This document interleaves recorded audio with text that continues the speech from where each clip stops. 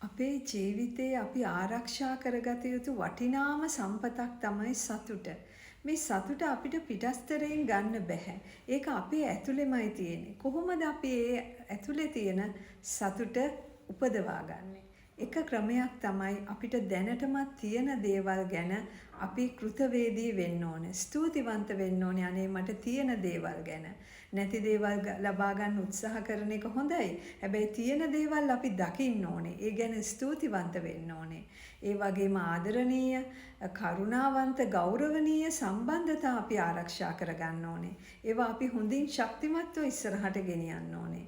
ඒ වගේම තමයි අපේව වෙනත් අයත් එක්ක සංසන්දනය කරන්න නරකයි.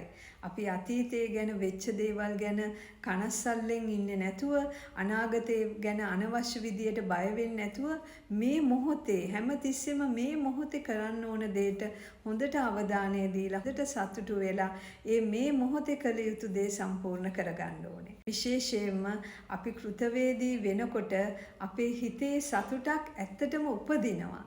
ඒ වගේම සම්බන්ධතා තුළ අපේ සතුට පෝෂණය කරනවා. ඒ වගේමයි මේ මොහොතේ ජීවත් වෙද්දී අපේ හිතේ සාමය, හිතේ සතුට ආරක්ෂා වෙනවා. ඉතින් මේ මං කියපු දේවල් සම්බන්ධයෙන් ඔයාලට මොනවා හරි අහන්න දෙයක් තියෙනවා නම් නැත්නම් ඔයාලගේත් අදහස් තියෙනවා නම් පල්ලෙහෙන් කමෙන්ට් කරන්න. ඔයාලට මම කතා කළ යුතුයි කියලා තියෙන මාතෘකා මොනවා හරි තියෙනවා නම් ඒවත් පල්ලෙහෙන් කමෙන්ට් කරලා තියන්න. එහෙනම් ඔයාලා ඔක්කොටම අයබෝවන්.